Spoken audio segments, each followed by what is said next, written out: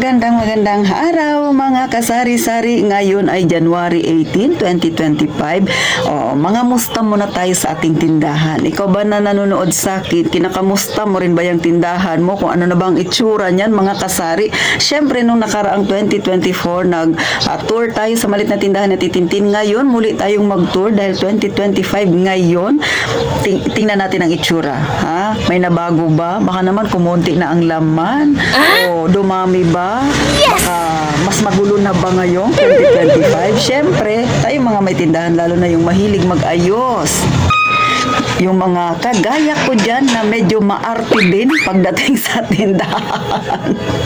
Abay, syempre mga kasari, maganda kasi tingnan kapag yung tindahan mo ay naka-organize. So, di ba? Madali mong makita yung gusto mong hanapin, yung bibilhin ni customer, mga kasari. So, yan ang ipapakita ni Ate Tintin ngayon, mga kasari. At saka ngayon ay may binili nga pala ako na lagayan. So, inayos ko yung aking lagayan ng mga shampoo kasi naguguluhan ako. Syempre mga kasari, halos maglilimang taon na si Ate Tintin na nagtitinda. Pero ngayon pa lang ulit ako paunti-unti na bumibili ng mga ilang gamit. Hindi talaga ako yung katulad ng iba na pagbukas ng tindahan, bibili ka agad ng mga gamit, mga lagayan. Hindi. Si Ate Tintin ay paunti-unti kasi ayoko na nasasacrifice yung aking puhunan. So sa pakiramdam ko naman, medyo kumita-kita si Ate Tintin nung mga nakarang 2024. So ngayong 2025, dapat medyo ayusin natin ng kaunti ang ating tindahan. Hindi naman kailangan maging mahal yung bibilhin mo para maging maganda ang iyong tindahan. Pero bago tayo mag-umpisa mga kasari, ay gusto ko munang sagutin yung katanungan ni Ma'am Umayra. Sabi niya kasi, Ate Tin, okay lang ba na ang puhunan ay 10,000, then yung benta niya raw sa buong maghapon ay 2,000, minsan 3,000. So diyan naglalaro yung kanyang benta. Tapos iba pa raw yung kanyang benta sa, ano ba yun, ice water ba yun? O ice? At saka sa kanyang bigas. Ano ba daw ang aking masasabi doon siguro? Yun ang gusto ni Ma'am, kung okay ba yun. Para sa akin, Ma'am Umayra, kung 10,000 ang iyong puhunan, tapos bumibenta ka ng gano'n sa isang araw, ay okay na okay po yun. Sa totoo lang, sa pagsisimula ng tindahan mga kasari, ako nga ha, 20,000 yung aking naging puhunan, nagumpisa ako na nakabenta 500 500, tapos 600, 700. So araw-araw tumataas siya hanggang sa umabot ng 1,000, 2,000, minsan bababa na naman siya, nag 1,500 siya, 1,300, pag matumal minsan 1,000. So ganun yung buhay tindahan, minsan maganda 3,000, 3,500 mga kasari. So, yung mga ganyang kaganapan ay normal lang siya mga kasari. Kaya sa iyo Ma'am Umayra, okay na okay yan. Sa totoo lang mga kasari, no, kapag nagtitindahan ka, hindi mahalaga kung malaki ka nag-umpisa o maliit. Hindi mahalaga naman na malaki yung kinikita mo or benta mo, pero kahit na malaki yan, kung hindi ka marunong humawak, wala pa rin mangyayari sa negosyo mo. Pero kung sabihin na natin ko, bumibenta ka ng 2,000, 3,000, minsan bumababa ng 1,500, nasa sayo pa rin yan. Kung magaling kang humawak, umaasenso pa rin ang isang negosyo kahit sabihin natin na ganyan lang, medyo may kaliitan yung benta niya sa maghapon. Bakit? Kasi anuhin mo yung malaki yung benta mo, kung hindi ka naman marunong humawak ng negosyo mo, edi lulubog pa rin. Pero kahit nasabihin natin na bumibenta ka lang ng 1,500, 2,000, 3,000, kung magaling kang humawak, magaling kang mag-isip ng mga kung ano-ano pang idadagdag mo sa iyong tindahan, lalago rin ang iyong tindahan, gaganda ang iyong negosyo. Kaya sa mga nawawala ng pag-asa dyan dahil maliit ang tindahan nila, nag-umpisa sa 5,000, ay huwag kang mawala ng pag-asa. Kaya nga si Ate Tintin, itutour kita sa aking tindahan na napakaliit para ma-inspired ka naman. Sa halagang 20,000 mga kasari, ito na yung tindahan ni Ate Tintin ngayon. Kaya, panoorin mo na. So, eto na mga kasari yung aking binili na mga lagayan ng mga paninda ko para maging organized. Kasi nga malit lang yung tindahan ko. So, kailangan yung aking lagayan ay makakatulong para maging maayos. Tingnan ang tindahan. Tsaka space saver din ito mga kasari. So, 5 itong binili ko. Lagayan ng mga shampoo. Para hindi na rin ako mahirapan pagka may bibili. So, aayusin ko siya mamaya. Pakita ko sa inyo mamaya pagka okay na yung aking pag-arrange. Siyempre, meron tayong tindahan tour ngayong taong 2025.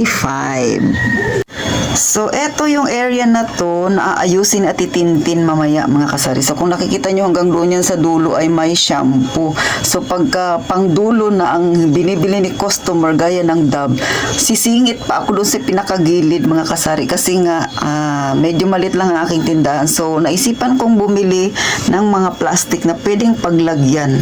O, mamaya papakita ko sa inyo kung ano na ang magiging itsura ng mga shampoo ko na yan kapag naayos ko na siya.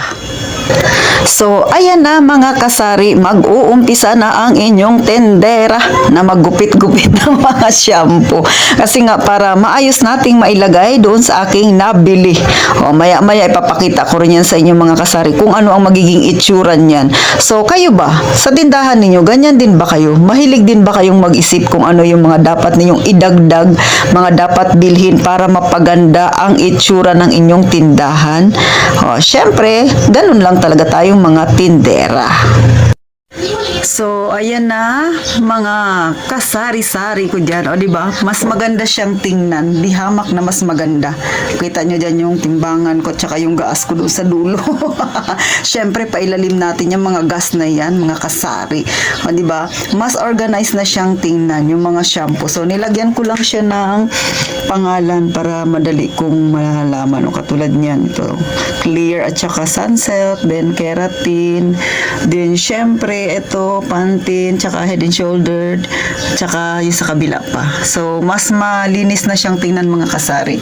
O, diba? At hindi na ako mahihirapan pa kapag may bibili na ano ka pa dyan, gunting-gunting dahil huhugot ka na lang. O. So, kung makakita ninyo mga kasari, eto naman ay nakalagay niyan, sinadya ko talaga, mga repack yan ng mga bawang.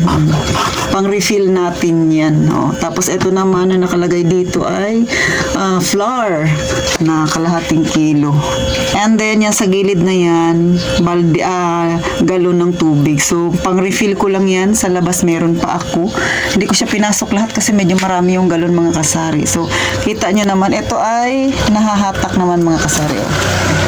Yan. Siyempre, may mga plastic-plastic tayo dyan. May bumibili rin kasi sa atin ng plastic. Kaya minsan, nagtatambak sa titintin ng mga ganyan. So, yan.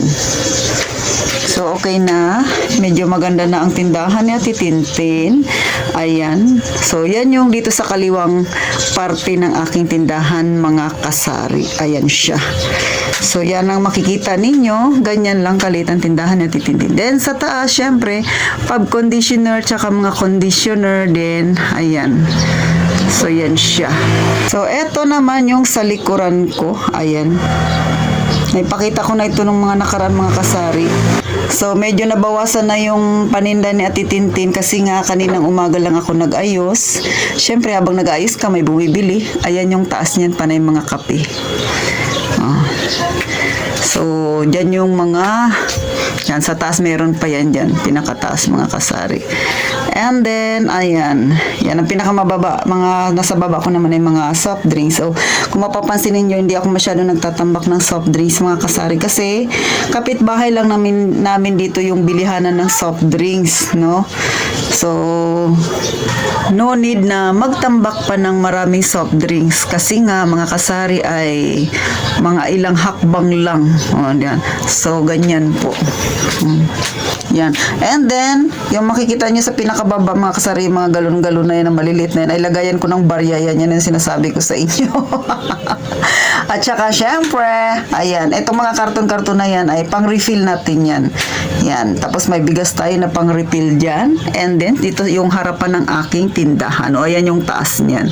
So, ito yung mga nakikita nyong tali na yan. Sabitan niya ng chichirya pagkagabi na pupunpunin ko na. Kasi nga, yung aking mga chichirya sa labas, oh, ito na yung pinakaharap ng tindahan ko mga kasari. So, ito yung labas. So, kita nyo, open lang siya. So, yung mga chichirya na yan, na mga nakasabit dyan sa mga hanger na yan, mga kasari, ayan. Ay, pinapasok ko yan pagkagabi. Oh, yan siya. Tapos, hinahanger ko lang. Yan, para hindi maabot ng mabait, o, di ba? So, yan yung pinakaharap niya, yung siomay ko, mga kasari. And then, ayan yung itsura ng tindahan sa harapan, kasi nga para makita ni customer kung ano yung mga soft drinks na tinitinda ko. Ganyan lang siya. O, ayan, mga kasari. So, ayan. Ito, pagkagabi, may takip ito. Tapos, may nakalagay pa yan dyan sa taas na pabigat kasi nga para hindi mapasok ng maliit na bubuit. So, ayan. Overall na tindahan ni Ate Tintin. So, paano? Nagandahan ba kayo sa itsura ng tindahan na Titintin o tumaas ang kilay mo? Bahala ka dyan, sisi. Basta ako. Sinishare ko lang sa inyo ang aking tindahan. So, paano mga kasari? Sana nakakuha ng idea dyan yung iba. Siyempre, alam ko na yung mga iba nating mga beshi dyan ay mas maurirat pa o kaya mas mahilig pang magbuting-ting kisa kay Ate Tintin. Mas gusto nila. Yung minsan may ginagawa sila, may inaayos sila sa tindahan nila, di ba? Sana naka-inspired ako sa inyong mga kasari. So, paano?